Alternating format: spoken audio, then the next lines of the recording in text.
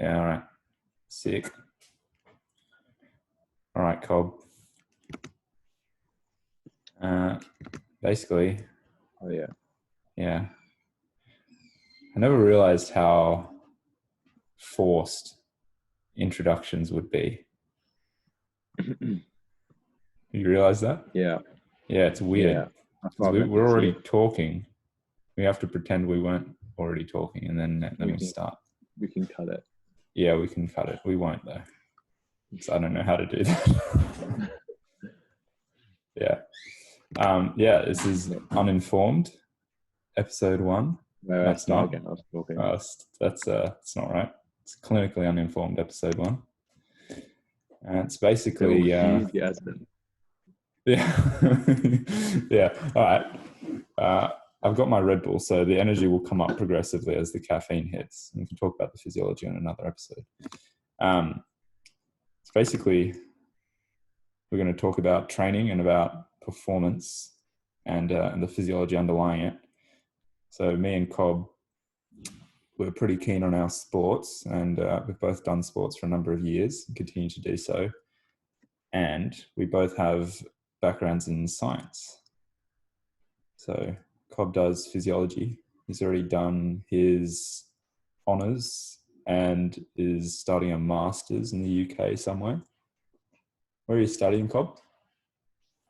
Loughborough University. That's the one. Very highly ranked for physiology, so that's pretty cool. And I did chemistry at ANU here in Australia. And I just started medicine this year, but I really don't know anything yet.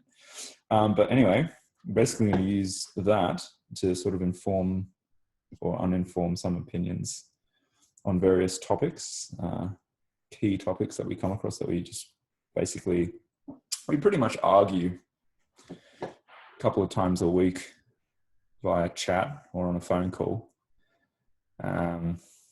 James has some well-researched opinions that he follows. He basically treats himself like his own guinea pig, and his body is an experiment.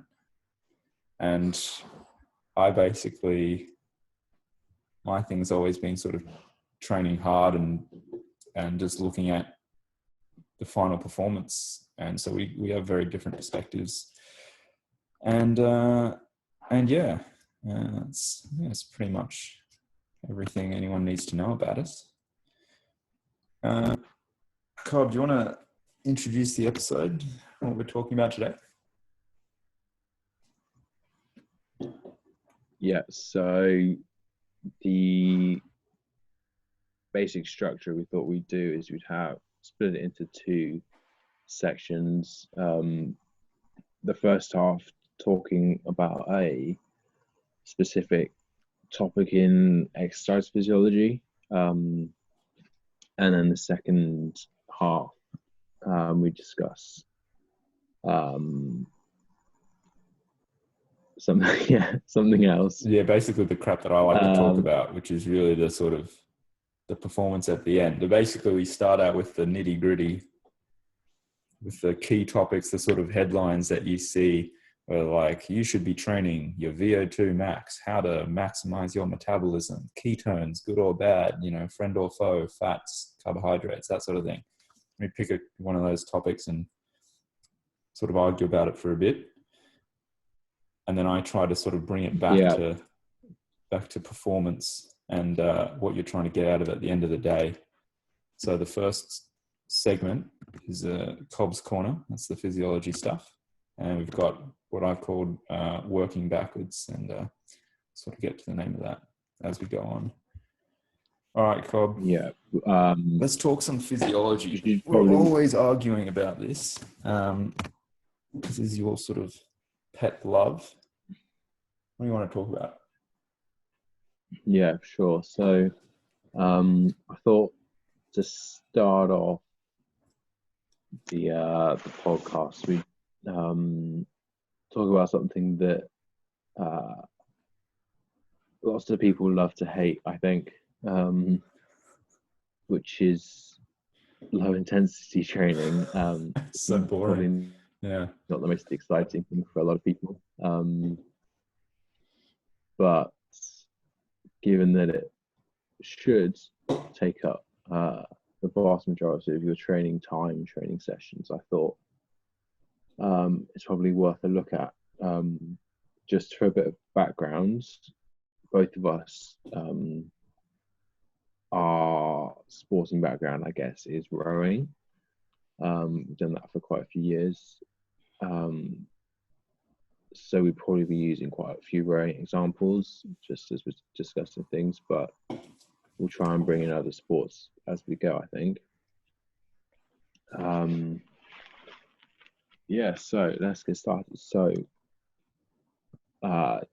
fundamentally, if you're trying to train for any sport, and here I'm talking about endurance, which is kind of my main interest, as opposed to speed or power sports. All right. So if we're taking long distance running, cycling, triathlon. Yeah, but then also coming down to those kind of middle distance events, I guess you'd say. Yeah, like mile running, rowing. Yeah, pretty much anything I'd say that's 2 minutes or longer, I guess we all kind of put into the endurance kind of box. So you've got things like rowing, endurance events in track cycling, like the pursuits, kind of 1500 meter, 3K, 5K running and up, basically. All right. Yeah. So you think so? Okay. Well, all right. Yeah. As rowers, okay, most people when they row, even if they do it casually, train hard. Would you agree? Yeah. So during the session, they're really puffed a lot of the time. They've probably got a fair bit of burn, and they come off the water pretty wrecked and sleepy and hungry, and sort of just a bit ruined generally. That's the sort of the perception of training, at least in rowing. And then even working up through a lot of programs, through clubs, high performance clubs, national training centers, maybe even the highly funded university programs like Cambridge and Oxford, places like that.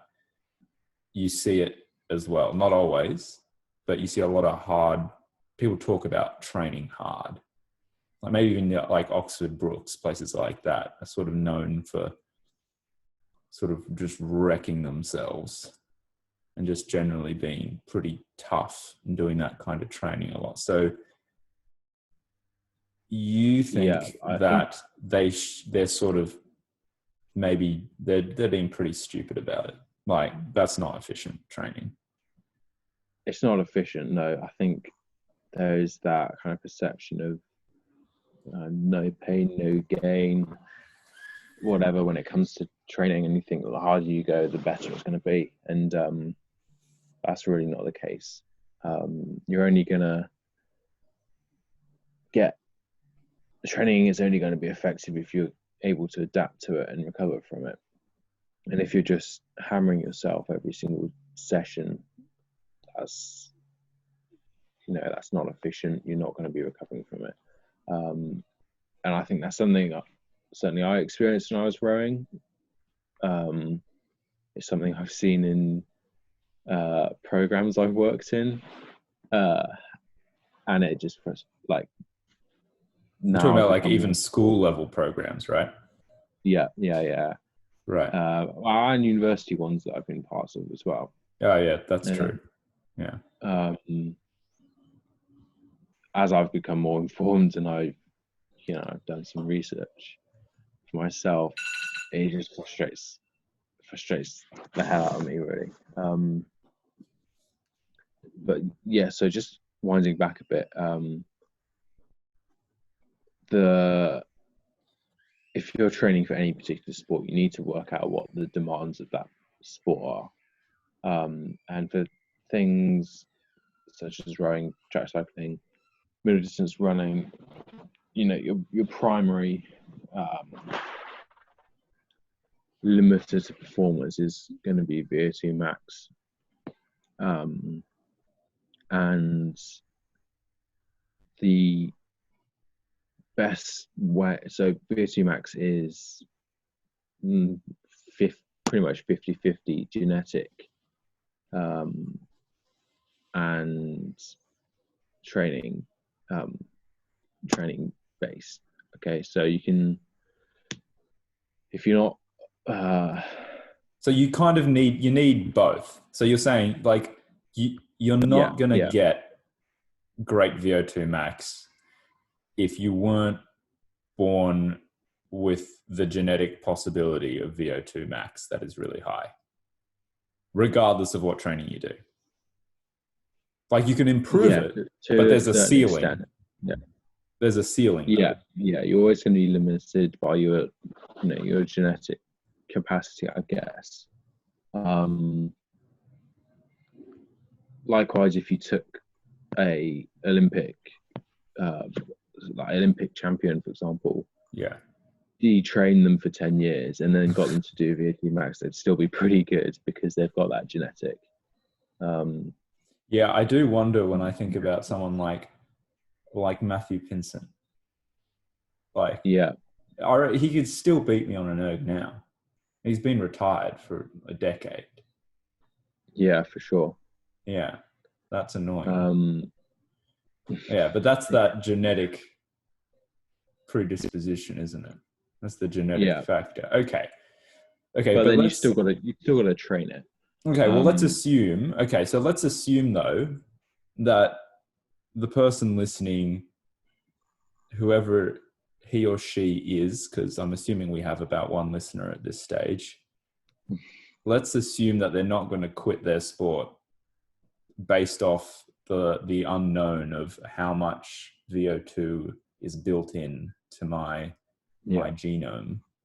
So they just want to maximize what they've got. So if they've got a potential of 5 liters a minute, they want to hit 5. Mm-hmm. You're saying that they're currently they're doing the trendy fun stuff. If they're doing that, if they're going out and training hard, or they're training inefficiently, they're not maximizing the VO2 max that they could have. But so you think they should be doing low intensity, the boring stuff? Is that what you're saying? Yeah. So any good training program would have a balance of this low intensity stuff, which we'll come on to defining a little bit later. But a good balance of low intensity and high intensity training. Right.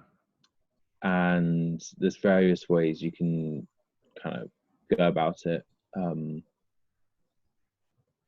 This is basically called your training intensity distribution. So stripping right back to basics, you've got three intensity zones physiologically. Various training programs might use 5 or 6 zones, but scientifically speaking, you've got 3. So you've got the essentially your easy zone, your green zone, let's call it that, use like a traffic light system. So you've got your green zone, which is your low intensity, easy conversational pace. And then going up from that, you've got your kind of say yellow zone, which is a moderate intensity. Doesn't feel particularly moderate when you're training in it, but it's between your 2 lactate thresholds. So the boundary between the green zone and the yellow zone is your first lactate threshold. And then going up a bit higher, you've got your red zone, which is the true kind of high intensity zone. and the boundary between the yellow and the red zone is your, well, it's a bit of a kind of controversial topic, or controversial how you define it.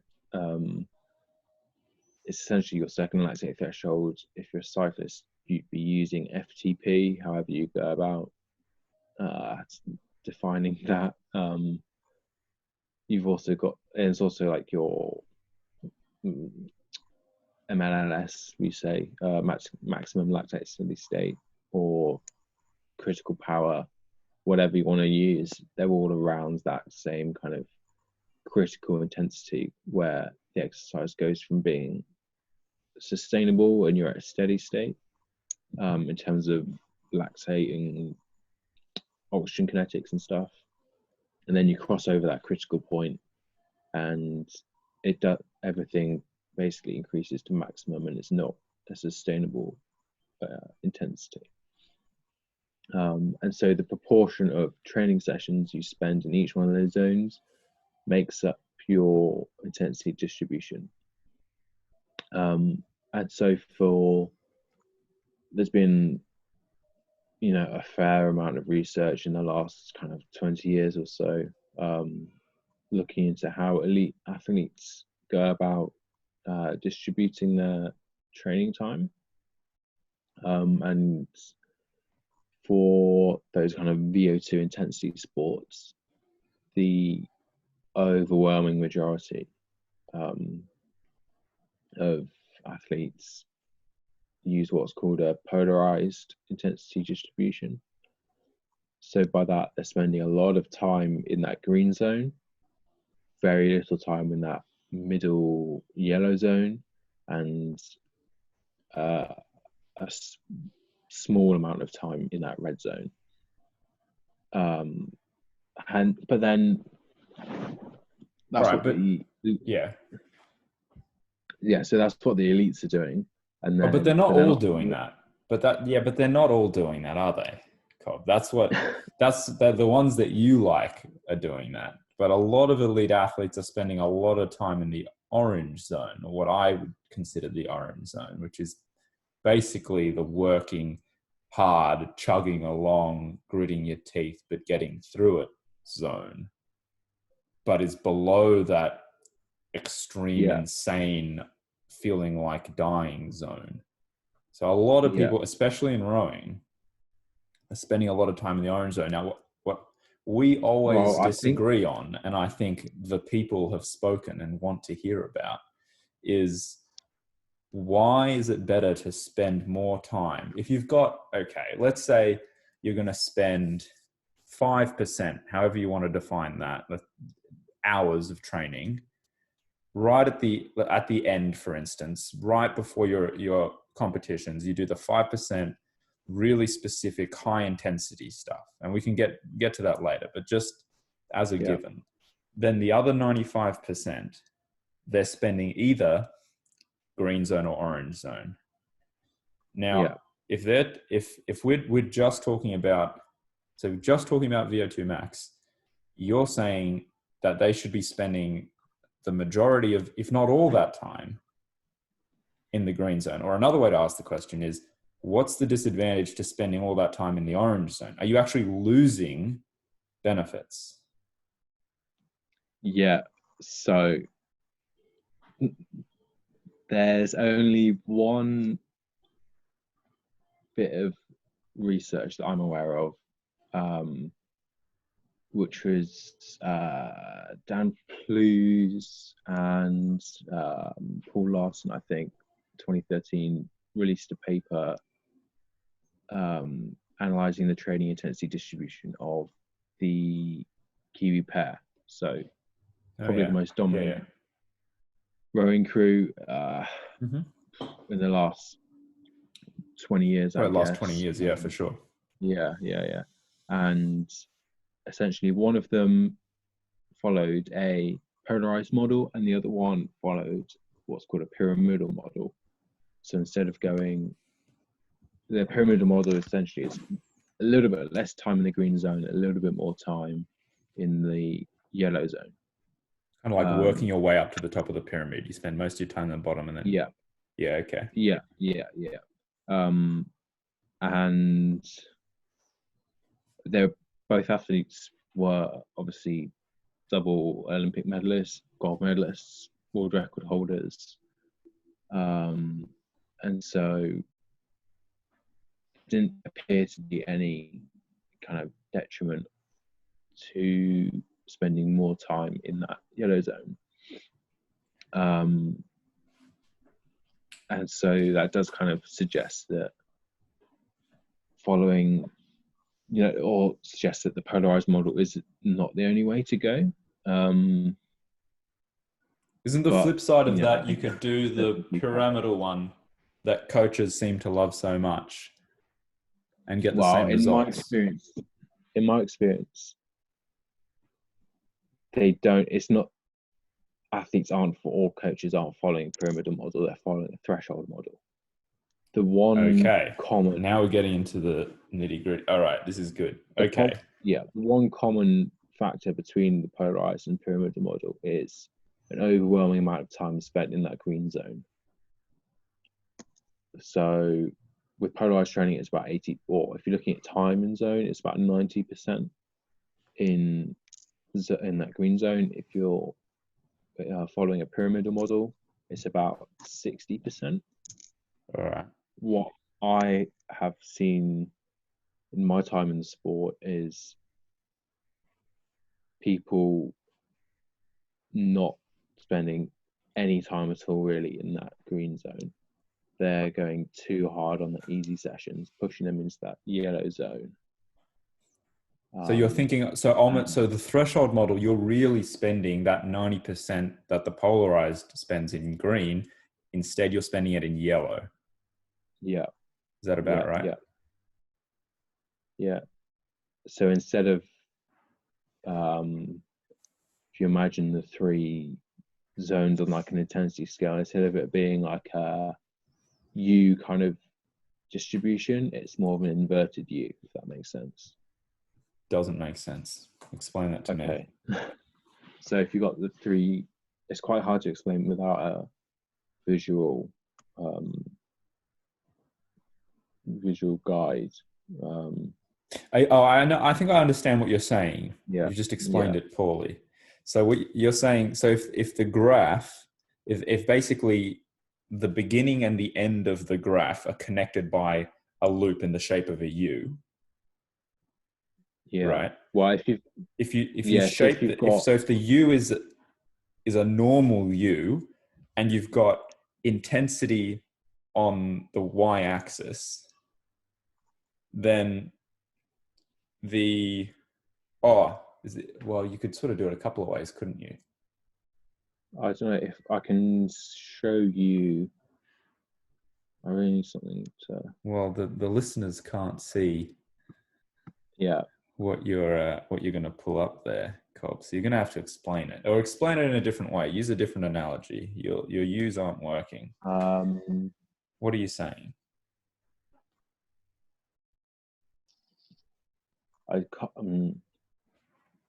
Basically, what I'm trying to get at is the low intensity sessions become too high intensity, and the high intensity sessions aren't high enough. So instead of being very polarized, you got lots of low, lots of high. Everything kind of gets drawn into this middle ground, and you're not really getting the specific benefits from each zone that you get in a polarized model.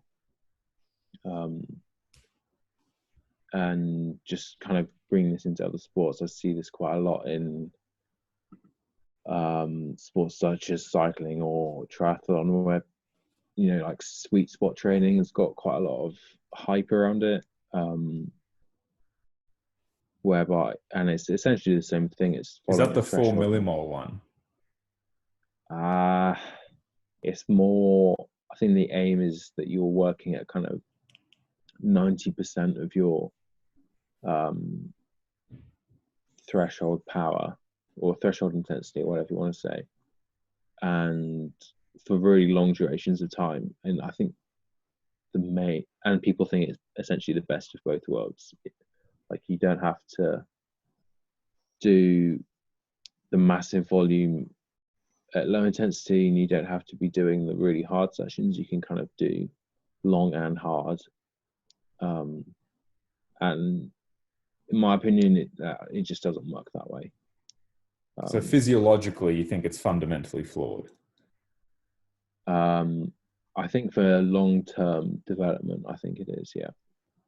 Okay, so is it that you're missing that high intensity, the sharp, pointy end of it? The fact that you're dulling that a bit, is that the problem? Yeah, but the problem is when you go over that first lactate threshold from the green to the yellow zone, there's lots of kind of physiological switches that get trips, right, if you want to say like that. So you're causing more autonomic stress, for example. You're causing more cortisol. Right, so your sympathetic nervous system is starting to get activated a little bit, and basically your body's feeling more stressed. It's feeling a bit more amped. It's not relaxing as well, and maybe that's affecting your recovery as well, or the amount of recovery you need. I mean, there was a really good paper, I think 2017, by the godfather of polarized training, Seiler, showing that recovery, specifically heart rate variability recovery, following low intensity, moderate intensity, and high intensity sessions, the body doesn't differentiate between that moderate and high intensity in terms of recovery. Right. So if you're going above that first lactate threshold, you may as well be going right up into that red zone rather than going to the moderate zone, because the body doesn't differentiate between that yellow and that red zone in terms of stress, like stress response. Does that mean that if anything, it becomes less chronically stressed by the high intensity stuff? Because from what you're saying, you basically the amount of stress, which I imagine you'd have to define in terms of per hour or something, like hours at that level of working. We're talking about you've got a year's worth of training and you're doing maybe 20 hours, 30 hours a week. How much of that is actually in zone is open to questioning, but a substantial amount of training, and you've got 90% of that either in zone, green, let's say green zone or yellow zone or red zone. If you do 90% in yellow zone, the toll that's taking on your body is equivalent to if you could hypothetically sustain maximum hard work for all that time over the year, which you can't. Yeah. Right. Yeah. And that's the trap people, I think, fall into, is that working in that yellow zone, it doesn't feel that hard, or it's kind of tough, but you're getting through it. You don't realize how much stress you're causing, perhaps. Exactly. Yeah. You can spend far more time in that yellow zone than you can in that red zone, like you said. So you're thinking, if I can get through it, I can do it, day by day or for a few weeks. It's not that stressful. Like, you can cope, but whether you're actually adapting to it is a different question, really. So go ahead. And I was just saying that I think that's where tools such as heart rate variability, which I'm a big fan of personally, really come into their own, because you can, if you're measuring HRV, whether you're adapting to the training that you're doing or not. So I think that's probably something we should at least poke into now. HRV, heart rate variability, because it is all over the blogs and the subreddits and the specialist training websites, but it's maybe not physiologically, or even just the physics of it is perhaps not understood. Like, fundamentally, you're measuring the the difference in timing from beat to beat of your heart. Yeah. Is that So, I mean, we roughly can right? do a whole other podcast on this, so I'm not going to go into Yeah, well, we will. Yeah. detail, but yeah, like you said, HRV is a measure of the beat to beat variability in your heart rate. So, which reflects your autonomic stress.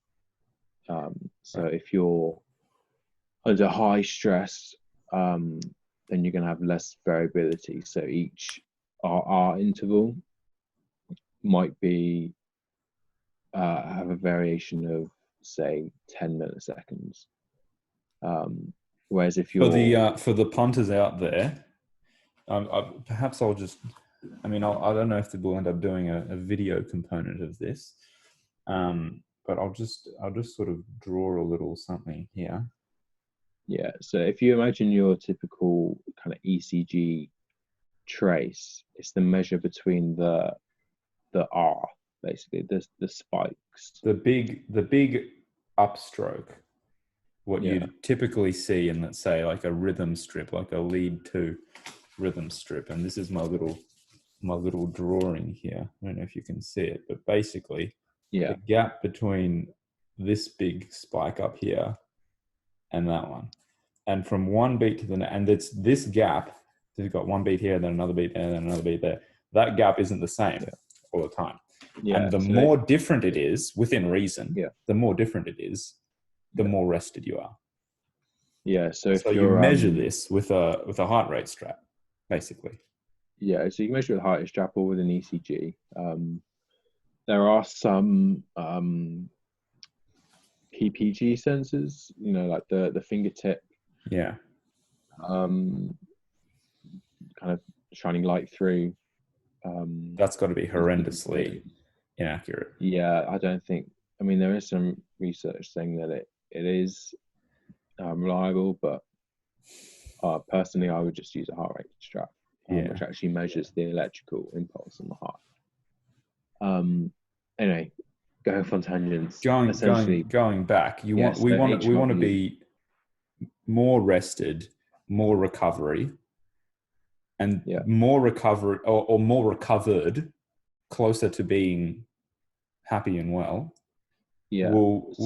That'll result in better performance in the next session, or improved adaptation. What is it that we're trying to get out of this? Yeah, so your HRV basically tells you whether your body is in an adaptive state or not. And so you can use kind of your day-to-day values, and then you can also look at long-term trends to see if you're adapting to training in the long term.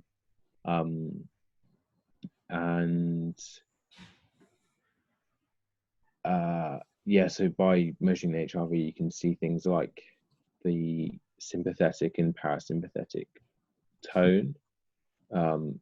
This is going down a massive rabbit hole. Yeah. Let's not go down the rabbit hole. But basically, if you're in an adaptive zone, would you call it, or an adaptive state? Yeah. You're actually, in layman's terms, and I'd like to know the mechanisms on this, but you're soaking up all the work that you did. You put in the work in the session, then you went home. And in that time between session on day 1 and the session on day 2, in that gap, you reap the rewards for the work you put in the previous session. Is that what's happening? Or no? Essentially, that's something you'd see more in kind of like the long-term trends. What you'd see if you were doing lots of kind of green zone training, low intensity, proper low intensity training, is you would see it wouldn't cause any disruption in your autonomic stress. So you'd see your heart variability staying the same day to day. Actually, it would probably be increasing day to day as you're getting more aerobically fit. That's been shown to correlate pretty well with increases in HRV. But then if you're doing lots of that kind of yellow zone training, that would, like I said, it causes more sympathetic stress once you go over that first lactate threshold. And so you would see more autonomic disturbance. So you see reduced HRV kind of day to day. So day to day, you don't necessarily, your performance isn't impacted, regardless of if you're yellow zoning or green zoning. Day to day. Depends on the time course you're talking. If you're talking like in a week, over.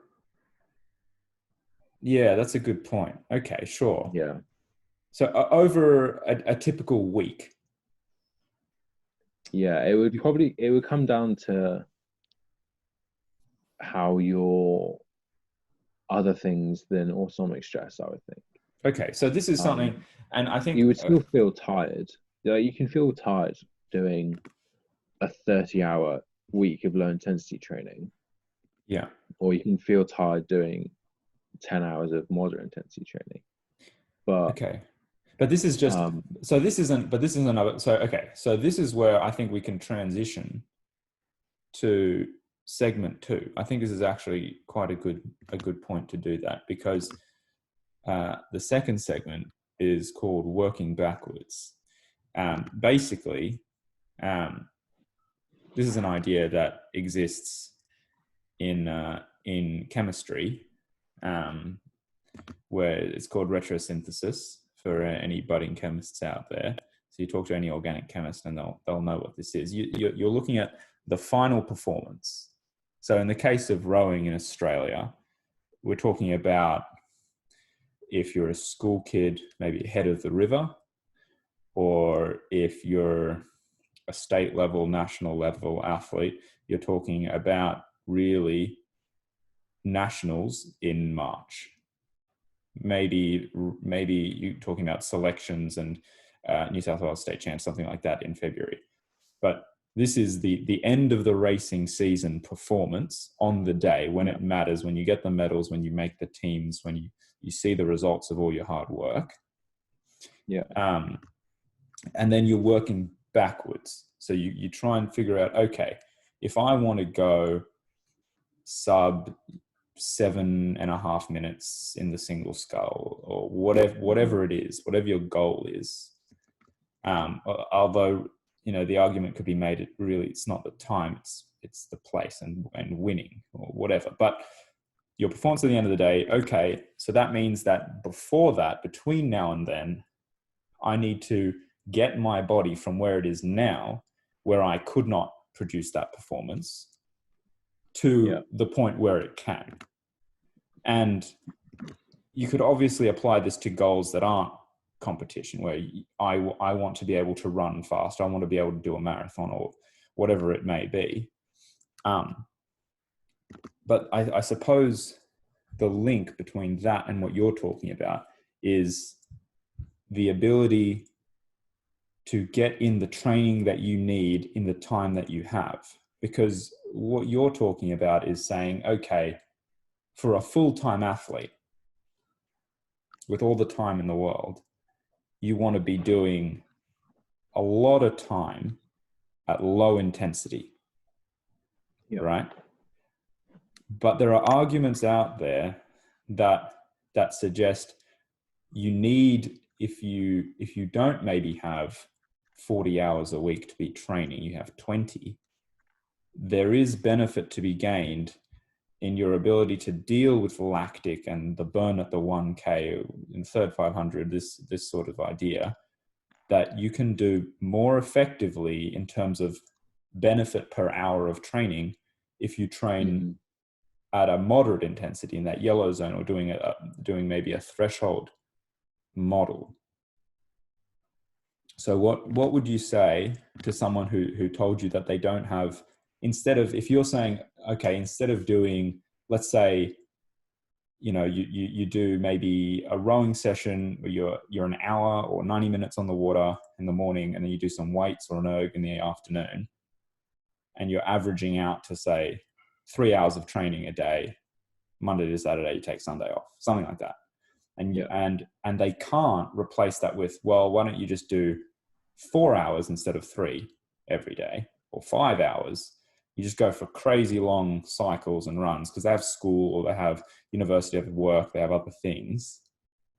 So in the hours that are available, once in the morning, once in the afternoon, are they going to be better off putting a bit more stress on their autonomic nervous system, but then it will, the improvements in their ability to deal with lactic will pay dividends on race day? In short answer is no. There's been research showing that a polarized model is still superior to a threshold model, even if you're going down to 8 hours of training a week. So really, that's my short answer. No. So this is for middle distance performance we're talking about in trained athletes?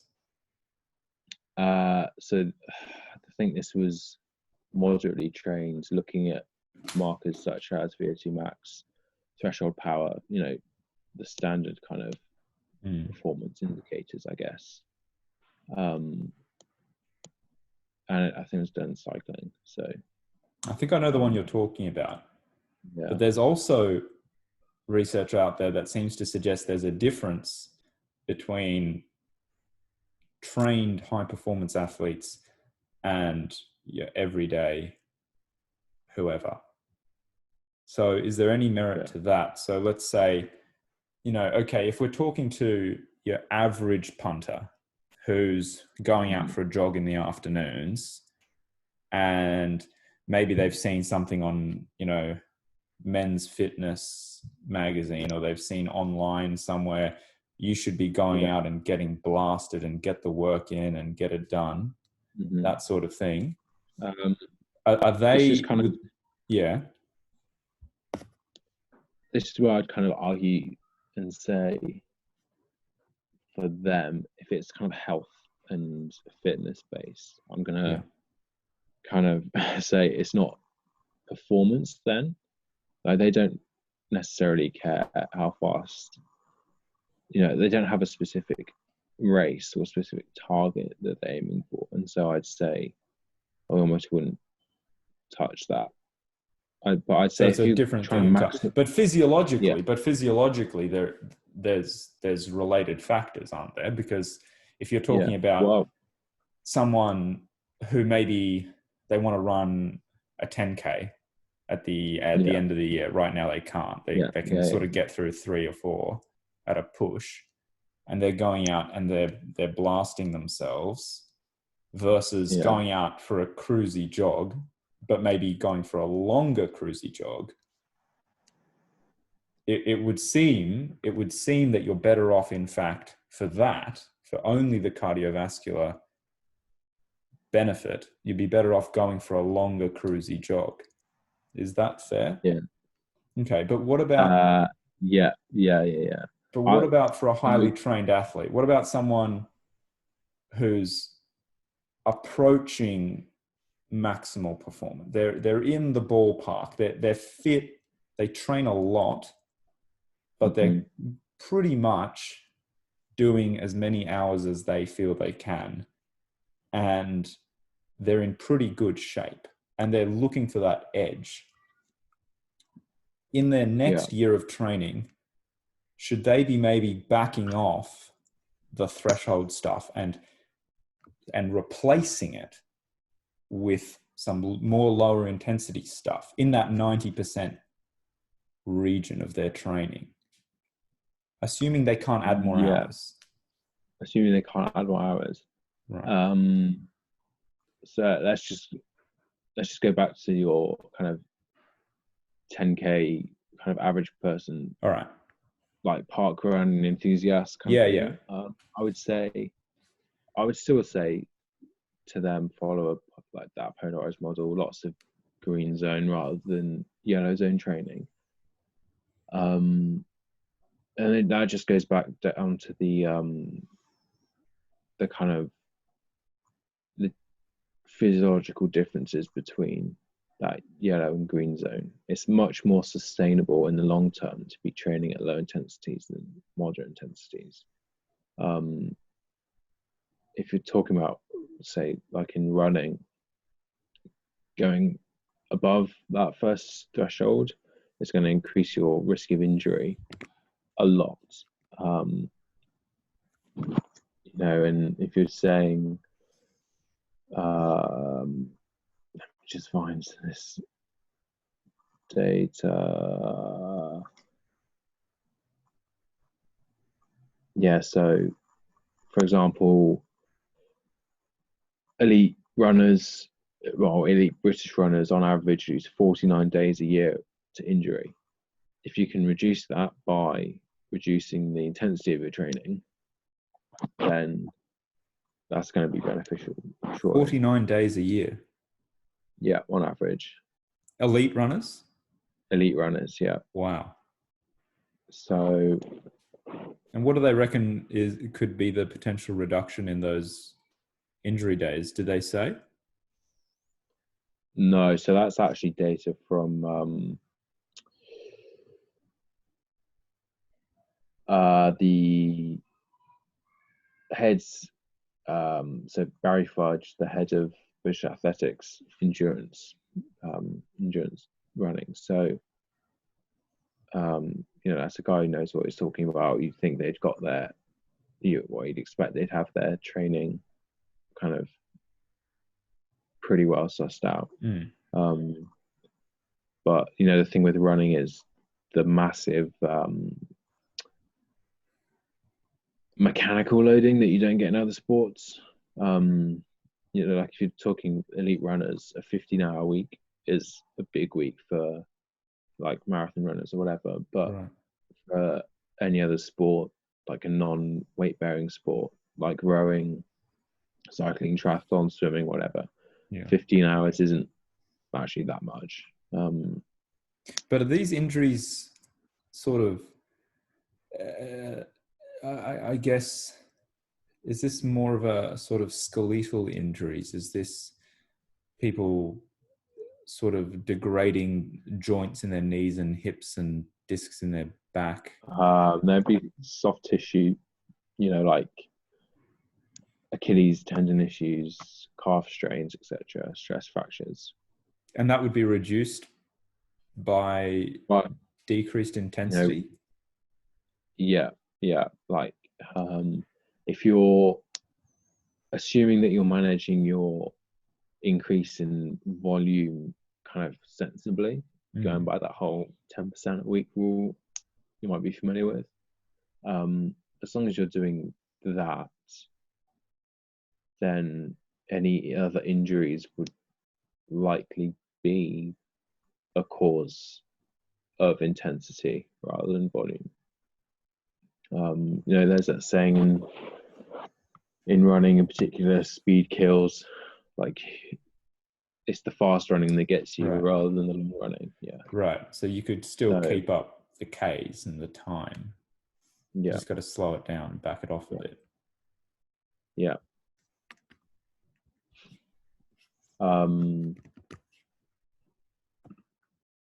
There's just what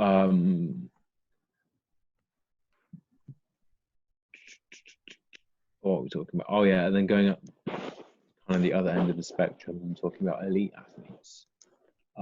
If you've got someone who is, say, maybe hit a plateau with their training, they're already doing pretty high volume. I would still say my advice would be drop some of the high intensity sessions, perhaps, and maybe it depends how hard they're doing their zone 1 sessions, but yeah, either reduce the intensity of them as well, or try and just do more like low intensity volume. There's probably very, very few athletes out there where their low intensity training is maximized. They can't improve their endurance. Like endurance is, you know, almost limitless in terms of how much you can do. It really is the intensity that stops people doing more training. That's what I'd say. It's a pretty wise words, and maybe a good spot to sort of wrap up our inaugural mess. And we didn't really argue as much as we usually do. We're gonna have to work on that, because I mean, we didn't really touch on the you know, the physiology of endurance training. I think that'd be just one kind of thing I want to briefly go into, which is kind of the physiological adaptations, I guess, to endurance training and how that relates to the performance. So, I mean, if we're talking about that 2,000 meter rowing race, essentially you want to be getting in, delivering and using as much oxygen as possible in that race. And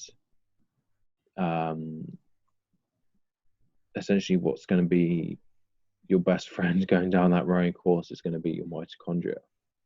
And the low intensity, so mitochondria, the powerhouse of the cell, produces powerhouse of the cell, ATP to ADP. Yeah, aerobically. I think that's the key thing here. And that low intensity training increases your mitochondrial proliferation. So essentially the number of mitochondria you have. So more mitochondria, you're going to be able to produce more ATP aerobically. And then that high intensity training, so going above, and it really is high intensity stuff, such as like sprint interval training, essentially, increases your mitochondrial content. So how efficient your mitochondria are at that real top end. And so you really want to maximize both the number of mitochondria and the efficiency you've got. So you do that low intensity training and then that high intensity stuff just to kind of keep that efficiency, that top end really going well. And you perhaps don't need as long to get the same amount of efficiency improvement. No, not at all. And likewise, if you're just doing high intensity training, you know, your classic HIIT or Tabata or whatever, you're going to be improving the function of your mitochondria, but you're missing out on that whole other factor of getting more mitochondria, essentially. Right. Yeah. All right, Cobb. Let's wrap it there. Do we want to do and I don't need to stop. I can sort of crop this and cut it wherever I sort of feel like it, or we can do that, whatever. But do we want to do like a post show? Do we want to sort of like talk about what we hit on, what we missed, like what we want to have talked about, stuff we sort of don't feel like we covered? How do we want to proceed? Because I feel like, I don't know, there's a lot of good content that we covered. I think it was all pretty common sense. I think it was a bit rambly. It was rambly. I think we were very rambly. Maybe, I think if we go away and listen to it back and make notes, and then maybe re-record it. I think we release it anyway as just a steaming pile of